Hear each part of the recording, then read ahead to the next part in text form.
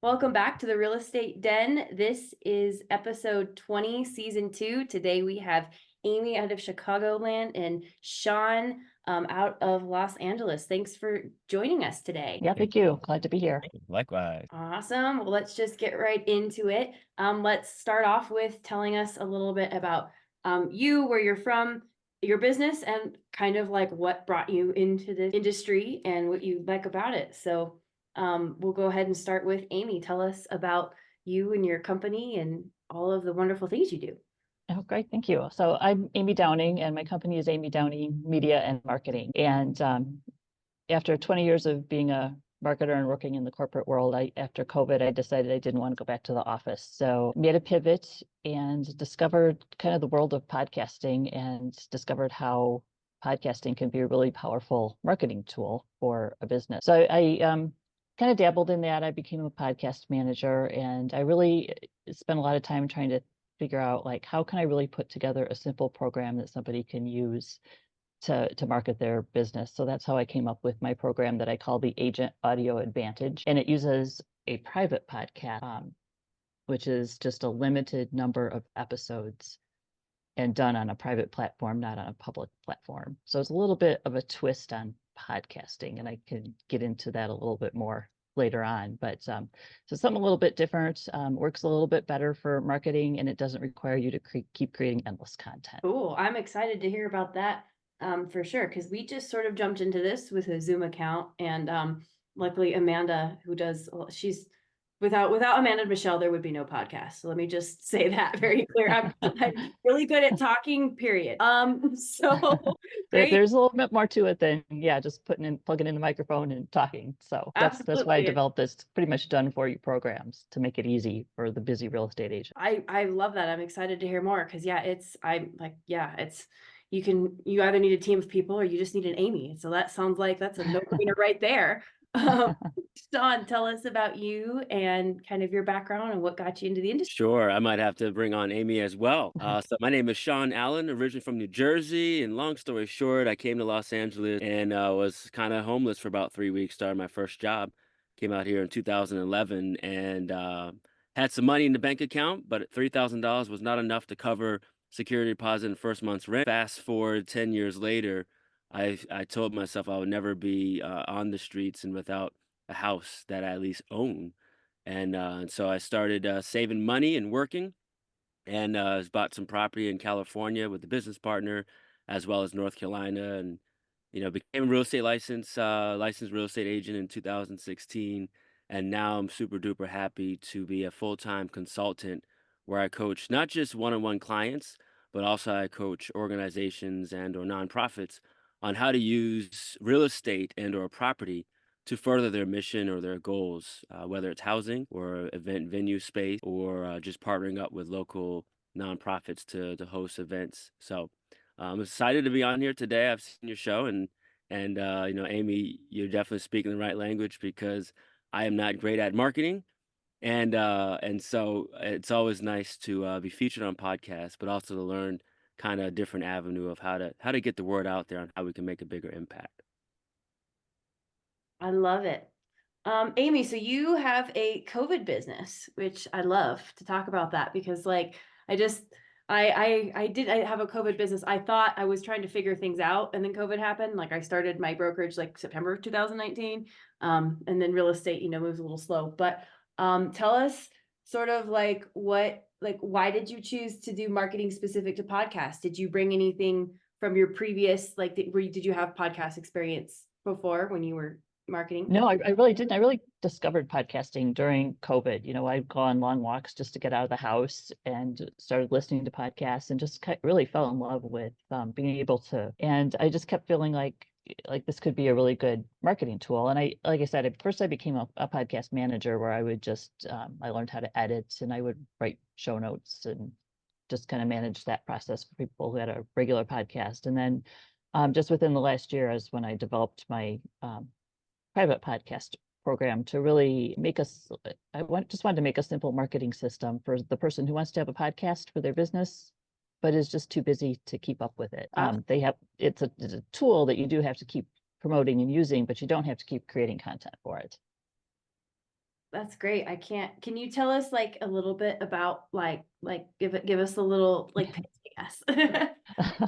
So I mean, the basic overview of it is you use the private podcast as a way to get some educational content out there, and then you collect email addresses to give people access to it. So then you have some contact information. And by listening to your podcasts, the person gets educated on whatever your niche topic is, and hopefully starts to build a connection just from hearing your voice in their ear and learning from you. And the idea is that they would reach out to you, with any questions that they have or to connect further. You have their email address. So part of my program is that I set up an email system with an email automated sequence to get that going. That's part of the whole system. So you Great. get that as part of the package. Emails written for you, email all the tech set up if you don't already have your own email system, which a lot of agents don't. Nice. Wow, that's great. And I think just it's COVID really shifted everybody where we sort of like realized how doable everything is. Like you can find someone to help you, and like so if someone's listening and they're like, "Yeah, man, I really wish I could do a podcast." Like get in contact with Amy. Like do the thing, like we have access to so many resources and people and talent.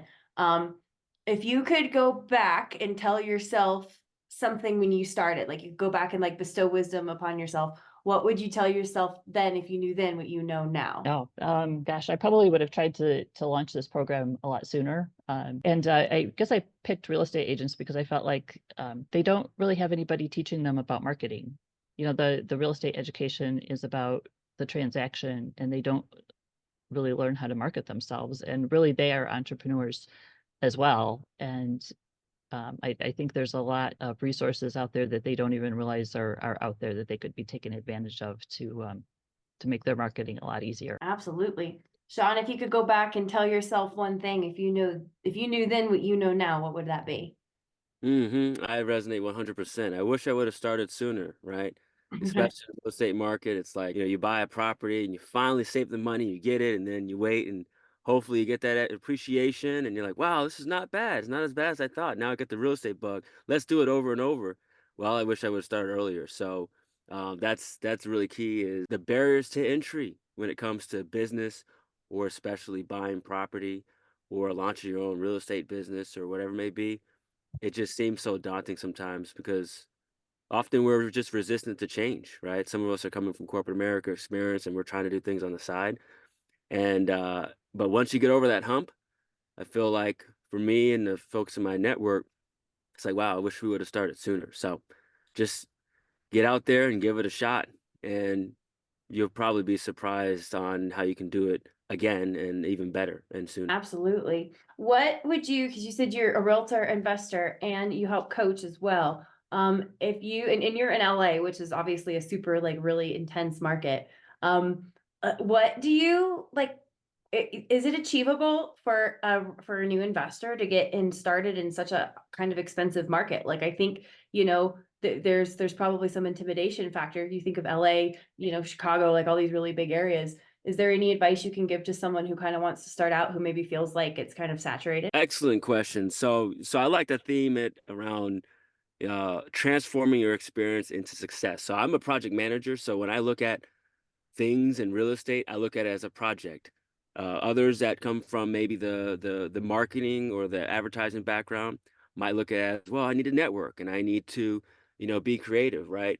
We've got folks out here in LA that are in the TV industry and they're producers. They want to produce the real estate experience. They want to document it. So for me, it's more about what skills, transferable skills do you have from just life or education or work that you can bring to your real estate investment? Yes, we need money to save and for down payments to get property. Yes, you got to have a good enough credit score, but that's kind of standard.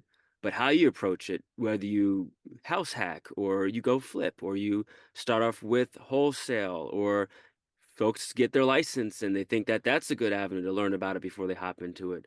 Whatever the person's passion and or skills or experiences, I always recommend bring that to their individual approach to getting real estate while they're saving money, while they're networking, while they're trying to find deals that are affordable. Great. I'm going to flip back over to Amy here and just kind of speak to what you spoke to earlier. You were saying that realtors don't have people who teach the marketing, and you're absolutely right. I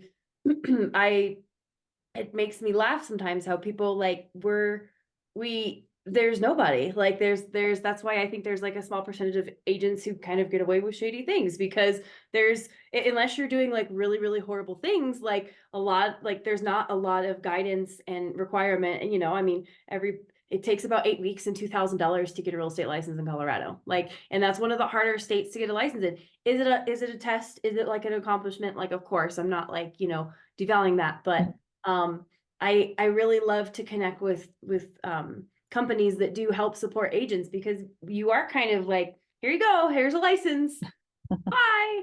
Yeah, yeah. And unfortunately, if you're in real estate and you have a license, you understand that once you get licensed, the only person that's calling you is somebody to hopefully sell you something right away. It's not a client who calls you first. It's everybody who now has the new licensee info. And it's probably Keller Williams. Just kidding. No hate to Keller Williams. So tell me a little bit about why you like real estate agents. Cause I feel like a lot of times people like, I mean, other than the need there, like what do you like, cause we are a different breed. We're not like anybody else. Yes. Well, you know what? A couple reasons. One, I guess personally, I have always had a really good experience with the real estate agents that I had dealt with. So I didn't even know that they kind of get a bad rap sometimes until I started working in this market a little bit further. And so I think that's a little undeserved, because like I wouldn't have gotten my first house if it wasn't for a fantastic real estate agent, and I still think fondly of her. So that was partly why, and then partly I had a local connection with a local office that was putting together a podcast studio for their agents to use, and they asked me to come over there and speak to them about podcasting. And so that was kind of my first introduction is into podcasting and realtors going together, or how that might work together. And kind of what I came away with a lot of them were, they were interested in it, but they were overwhelmed by the tech and the amount of work it was. And I saw several of them start on their own and then kind of fade out and not be able to keep it up.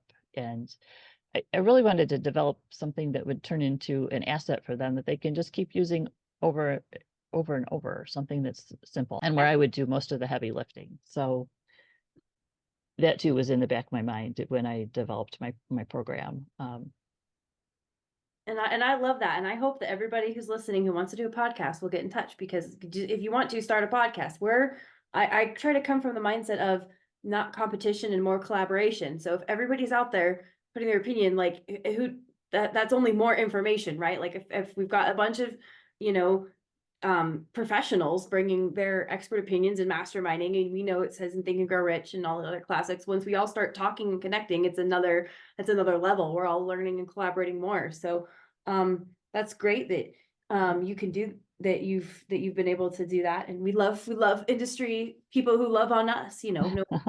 So that's good to know. Sean, tell us a little bit. You had said that you've done real estate, you're doing investing, and now you're doing coaching. Tell us a little bit about your coaching program, and maybe drop a little of that coaching knowledge upon us. What would you, if you had to just have a super intense couple sentences, what would that be? I love that. I actually want to piggyback on what Amy said. Is I got my license through Keller Williams. Shout out Keller Williams. Thank you, Megan. Still with Keller Williams, Beverly Hills, the Penthouse, 90120, just like the show. Nice.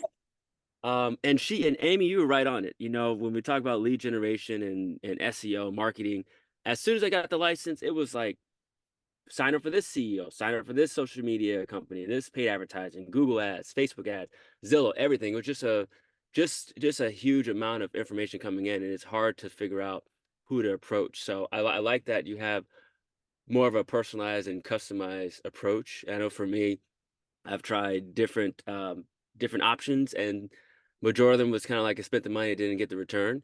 But the ones that were more customized and personalized, it really worked out from the realtor perspective, but more on the coaching side. Um, for me, it's exciting because I coach both people as well as organizations So I'm going to do a little bit of a creative approach. I'm going to talk more about organizations.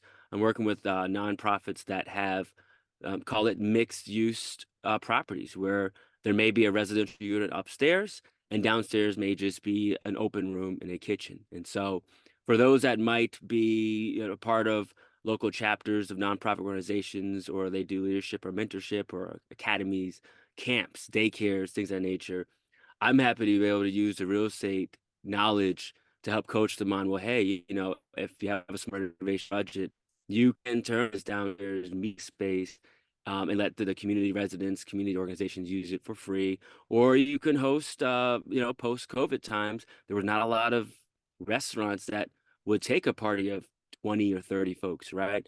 And so if you have the space that you can use as a venue space or a community hall, I've been really excited since 2021 to kind of coach folks on how do you use real estate to make a positive impact to your community, or for venue rental space, or to house folks. And so that's really what I'm excited about coaching, some clients that have that type of network. The one-on-one coaching is wonderful as well. I always say, to answer your question pointed, as a real estate agent, we typically don't have the time, and or we may not have the passion to really coach you through all the different strategies, right? We're hired to help you get that transaction complete, help you find that home. So as a real estate coach, I do everything else. What's your vision, mission? What's the goals to get you to the strategy that you're interested in? How do we help you execute that strategy, even if I'm not your realtor? And then once you close on your home, now what, right? And so that's the impact that I try to make if it's on a one-on-one level. Great. I love that idea of having the space for the nonprofits to use. I have worked in the nonprofit industry as well, and I know that's a real need, having spaces like that. So I think that's a great idea. Yeah, and it definitely hits a little bit differently too, because when you find that, often one of the venues we worked with, they were a nonprofit, they were underperforming, they were negative $20,000 in property taxes, and so we came in and we helped, revitalize their board. So there's a little bit of nonprofit management experience there, but they didn't know anything about really like real estate, like how do I do leases, how do I do contracts, right? And so coming in and helping them with that, turned it around. The next year they hosted 66 events, of which about 80% of them were paid events. And then the other 20% was with the local neighborhood council, letting them use the space so we can talk about speed humps and roads and lights and things of that nature. So you really can make a unique impact with the real estate, and helping folks understand that once you have property, how do you use that property can be really, really multi-use. So just want to touch on that too. That's I mean, it's amazing. I love real estate because of just the sheer vastness of the opportunity and the ability to just use it for so many situations and things. Who do you partner with? So talk to me, because you said I'm more of a project manager, and obviously, like, and this is my managing broker hat, of course, you can't advise on everything. So who are your like most utilized partners, I guess? Are you working with a lot of attorneys? Are you working with, like who's your team when you're doing one of these sort of deals? I love it. I have a team of about four. So I have a real estate agents as part of the team as well, because I'm not typically the traditional full-time agent. And so being that I coach clients throughout the country, I have an agent in, all of us have an agent everywhere, of course. But especially for the areas that I focus on, North Carolina, have an agent out there. I'm also getting into international property, purchasing a property in Portugal right now, and so I have an agent out there. Secondly, which is really most important, is like the inspection side, right? I may be an engineer by degree, Megan, but I'll tell you, I haven't done a single thing of civil engineering since 2010.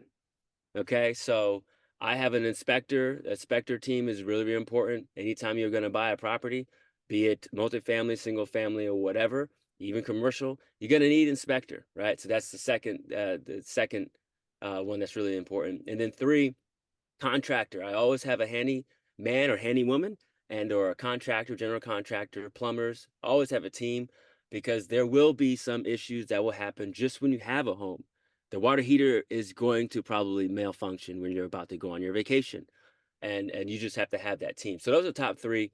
As far as like the contracts and things of that nature, often The forms are out there, and there's companies like LegalZoom, which I've used often, that can help you draft a business plan, help you draft leases, different things of that nature. So I actually go through LegalZoom for a lot of the documentation side if I'm not the realtor on record, because I cannot provide, certain documents from the state unless I'm the realtor on record.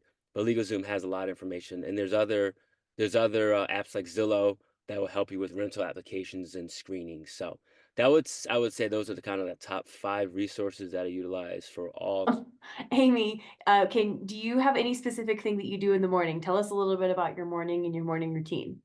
Yeah, I love to get my workout and my walk in the morning. So I get up and I try to get outside as quickly as I can, for even if it's just a quick walk around the block, and then do my little weight training workout, and then sit down and have my coffee and do Wordle, and try not to pick up the phone until I come back in the house and I'm done with all that. So Nice. A movement, a little coffee, a little me time in the morning. yeah. Sounds luxurious. Sean, do you have any specific morning rituals? Wow, Megan, where did you find Amy at? The difference between me and Amy is Amy says she's gonna do it and she actually does it.